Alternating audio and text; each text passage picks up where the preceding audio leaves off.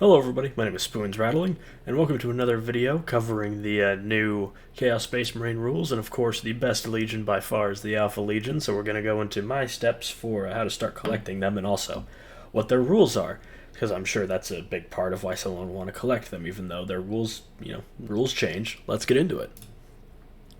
So if you're unfamiliar with the Alpha Legion, but you're interested in them, let me give you a little bit of a rundown on them. So the Alpha Legion were the 20th Legion made, sorry, not chapter, and they are by far the most enigmatic and strange of all of the legions. They, instead of focusing on conventional warfare like most of their legion compatriots do, they focus mainly on unconventional ways of waging war, including making extensive use of trickery, subterfuge, deception, any trick they can do, and they only reveal themselves when they truly need to. Alfarius himself said that the way he fights is by the time the enemy realizes they're fighting the Alpha Legion, the battle has already been lost. They've always been very measured in their response to things, even though if you listen to Alfarius' book, which is quite a mind-bender, there's some big reveals there that change a lot of things, and it's one of my favorite books from Warhammer. I highly recommend reading it. They are considered to be some of the best strategists, even on par with the likes of Rabute Guilliman, where they even forced Guilliman to break his notoriously strict military doctrine to attempt and outsmart them, which only partially worked in reality. Of course, the Alpha Legion are not without their issues. They sometimes can get a little too into their plans. For example, before the heresy, after the Alpha Legion had brought a planet under Legion control, Guilliman berated Alfarius for saying that it would have been simpler to just send in a detachment of Space Marines to take the planet by force instead of using all his tricks and subterfuge.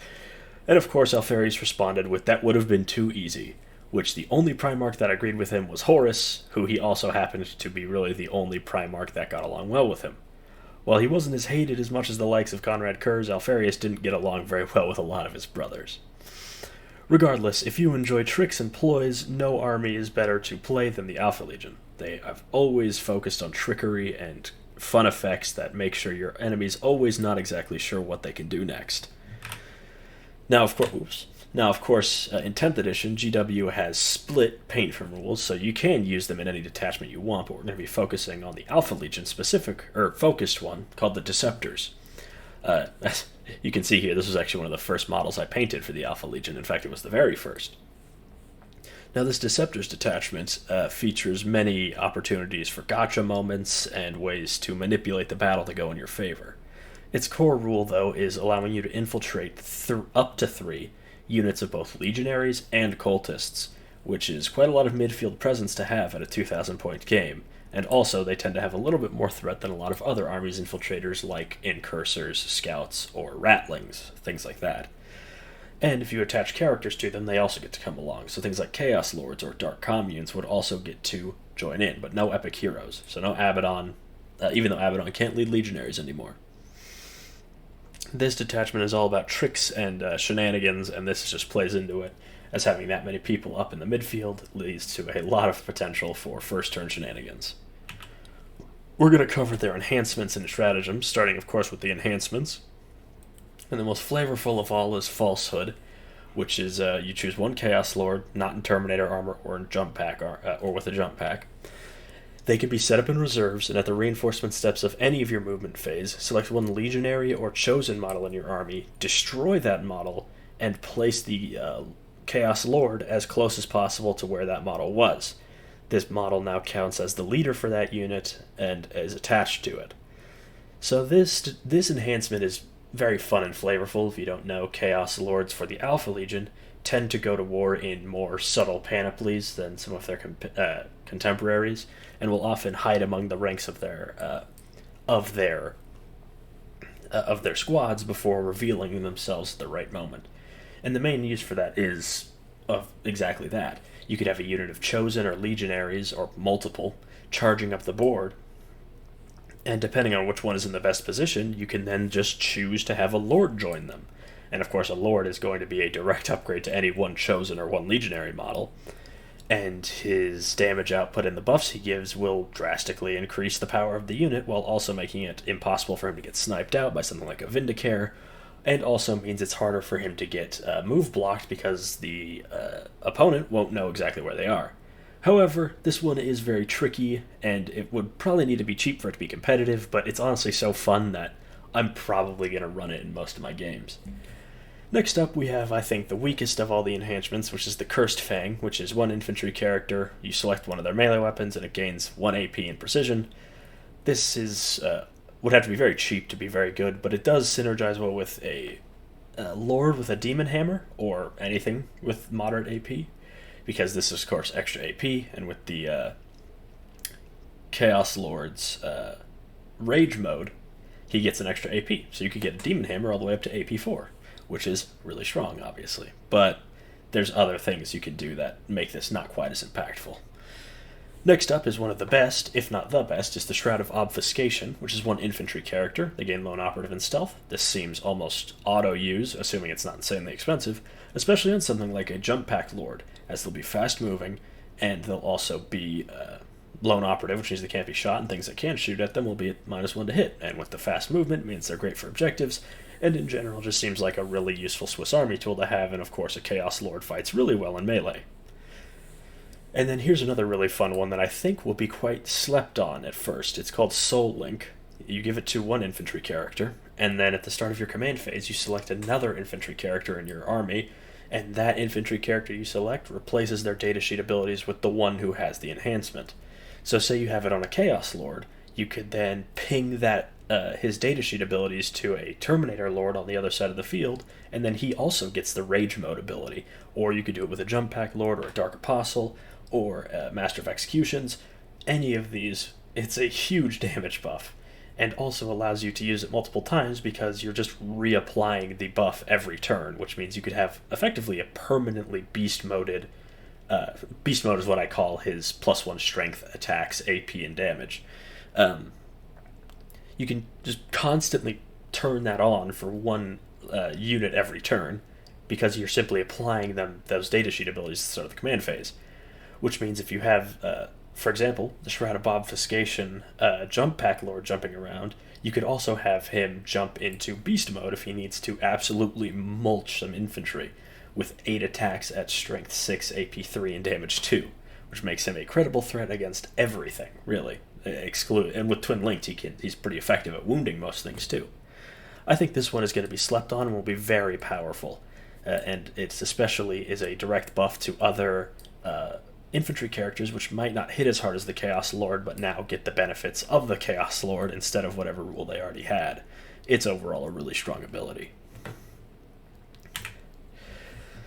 Up next we have the stratagems, and of course these are mainly focused around trickery and altering your opponent's armies, and the first one, which is one of my favorite, is Detonator, which is 1 CP. When a non-titanic vehicle with deadly demise dies with an Alpha Legion character within 18 inches, you can spend 1 CP and it auto-explodes. This could have the potential to swing a game immensely, and definitely incentivizes you to have a really aggressive character at the front lines to activate this, and then something like Havoc's or a souped up Forge Fiend at the back line to, say, blow up a Land Raider, and then auto-explode the Land Raider to shower the opponent's army in mortal wounds.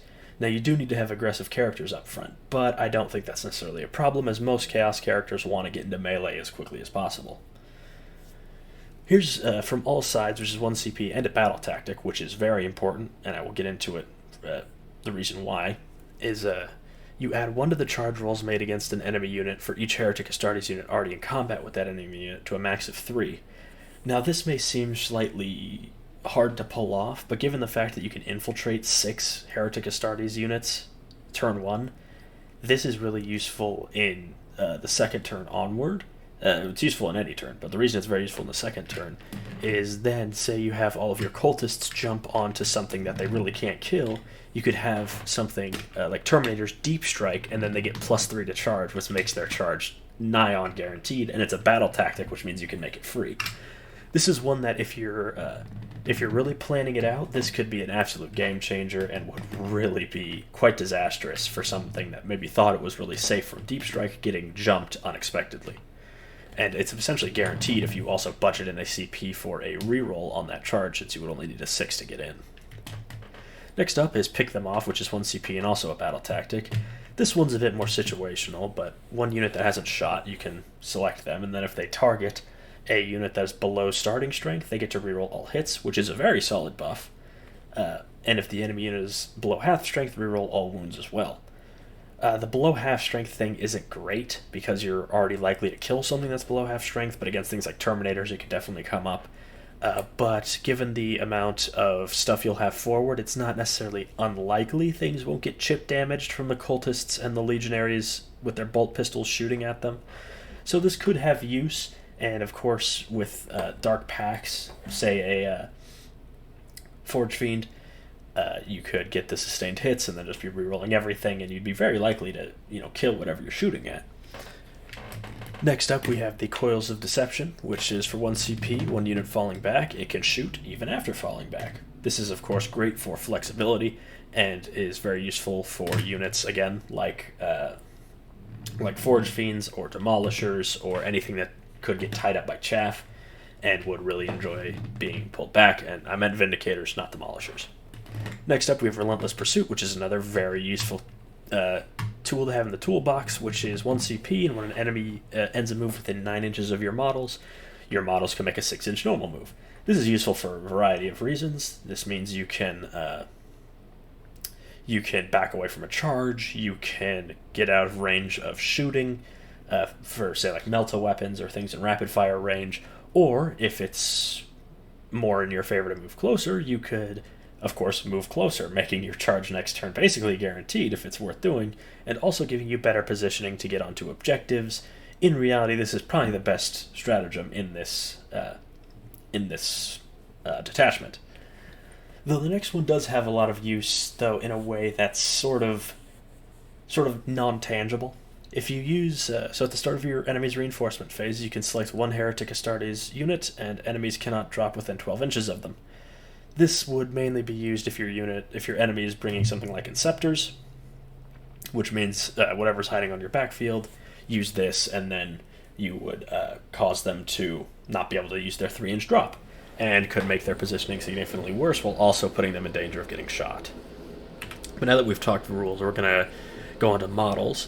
So whatever method you're using, 3D printed, third-party models, official kits, make sure you get your army in small chunks, paint everything you have, and then get the next chunk. Just be careful. Eventually you will build up stuff you haven't painted, but just try and be careful with it. Limit what you buy every month, etc. That goes for every army, not just Alpha Legion. I would recommend picking up the codex, mainly because codexes are fun to flip through, read the lore, see some painting stuff, which can be good for motivation, while also giving some alternative ways to paint your legion, which I'll get into at the end of this slide. But also it has all the rules in it, and it's, in general, I like having codexes for a few reasons. Again, the lore, the painting, and I, in general, just really enjoy reading through them. And I think they make a nice collector's piece. But if you don't want to do that, which I totally get, Wahapedia has the rules for free, and the Warhammer app has a great list builder if you're subscribed to Warhammer Plus. Battlescribe still works, though be wary. That one is sort of on the decline because the app's not getting updated. I believe it's New Recruit is a web-based army builder that I'd highly recommend using. In terms of models, though, I think the Combat Patrol is actually fantastic because this gets you both Legionaries and Cultists, which you need for our main detachment rule. And the Possessed and the Master of Possession are awesome models that also happen to just add extra muscle to the list. Though I think you'd probably only want to get...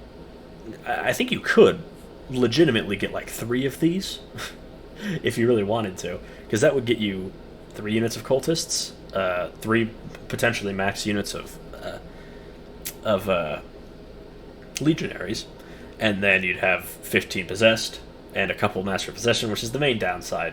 But you could use the Master of Possession, you could convert it a little bit, maybe make a Sorcerer out of it. I'm just saying that's an option if you want to bulk out your Cultists and your Legionaries at the same time. Because I believe you're pretty much getting the cultists, you're getting one of these kits for free, is basically how combat patrols work. Veterans of the Long War is a great box. If you can pick that up, definitely do, because that has all the elite muscle you would need, as well as a good contingent of legionaries and terminators, which are my personal favorite unit in the army, and I will be running 10 of them in every list. I'd say that once you get this sort of core of your army with combat patrol or veterans of the Long War, you'll want to convert up some extra lords or buy, for example, like this guy in blue over here on the right, a third-party model. I won't be linking it or saying it by name, but I'm sure you can find it on Etsy. The reason I'm not saying it is I don't want to draw unnecessary attention to this person, but I wanted to show off that Etsy is a great place to find a Legion-specific flavor, and I highly recommend going to check it out. Or if you have a 3D printer, you could go on to the Colts 3D or whatever it is. Though don't feel like you need to get a 3D printer. That's nonsense. Of course, after that, really, I would just get whatever you like. For example, if you really like Defilers, then get some Defilers. Or if you really like Vindicators, get some Vindicators. Remember that the models you have are your models. They're the most important thing. This is toy soldiers. It's all about the toy soldiers, right? So buy what you want. In terms of painting, there's plenty of tutorials online. I plan to make a properly produced one next week, because all of mine are really old and really poorly put together. However, if you do want the general idea, I do recommend checking them out. It was one of the first videos on my channel, though I cannot look at those videos because I get that unstoppable feeling to delete them. Anyways, I've been Spoons Rattling. Hope you enjoyed this video. Make sure to like, comment, and subscribe, and I'll see you all next time.